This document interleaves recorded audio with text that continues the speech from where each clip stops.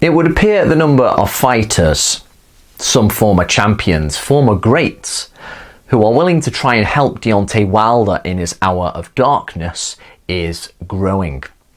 We have had George Foreman come out and say that he would be willing to briefly help Deontay Wilder, I think for just a couple of weeks, to try and help him with some basic stuff, foundation stuff.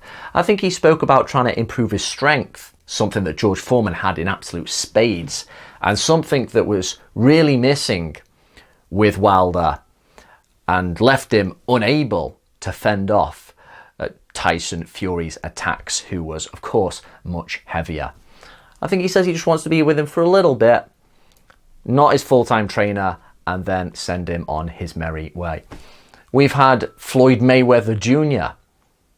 say that he'd like to turn Deontay Wilder into a winner. Now, I think with Mayweather, it's just more of, I think, giving him a bit of a pat on the back, just saying that he believes in him, basically. I don't think it's in Mayweather's intentions to become, again, some sort of full-time trainer for Deontay Wilder.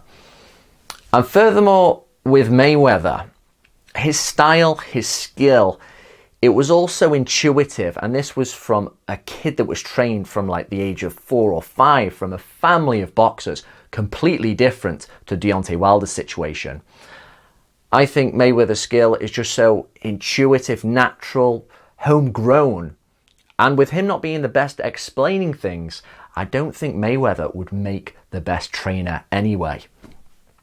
And then we've also had Greg Haugen, another former champion, I believe, come out and say that he would be willing to help Deontay Wilder as well. Now, there's a big reason beyond money, beyond the fact that if you somehow helped Wilder beat Fury in a third fight, there's a reason beyond that and the demand you'd be in why you'd want to pair up with him, which is, as a trainer, the big cathartic hit you get is from seeing improvements in the pupil you are training. And with Wilder, there's so much wrong with him. The balance, the lack of a decent jab. He doesn't know how to hook off a jab. There's no inside fighting. And there doesn't even seem to be much survival instinct, so you can't do a lot about that. But there's so much fundamentally wrong with him, style-wise, that you can at least attempt to fix. That for a trainer, if you were to pair up with him, even if you weren't to beat Fury in a third fight, if you could at least see that you'd left him improved, more of a complete article, that you'd left your imprint on him, then as a trainer, it's something of a mini victory. Now, there is apparently about a few months until this third fight is going to go ahead. I've heard July. That doesn't leave very much time at all. And I don't think there is enough time for Wilder to do what he needs to do to be able to win. Now, I said something similar for AJ against Andy Ruiz in the rematch.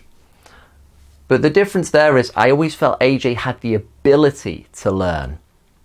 I just didn't think there was enough time then. But he just showed me there was enough time. He added the layers onto his game. He had a more of a sophisticated left hand, and he moved around the ring well, not Sugar Ray Leonard, but well enough that he managed to, I think, bury some old habits, made him harder to read, and just ultimately become a better, more complete boxer. With Wilder, the fundamentals are so poor and so just absent that it's hard to know where to begin.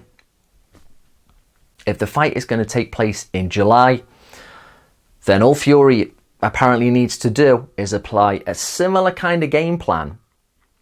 And we can't really expect Wilder to know what to do, to come in much heavier, to get those real strong legs, to start jabbing off the back foot, moving him and walking onto the counters that he really needed to. I have been wrong in the past, and I don't want to sound too apocalyptic, but I think irrespective of who Wilder accepts into his team, however open his ears may become as he tries to deal with his own ego, I think his situation now might be beyond saving.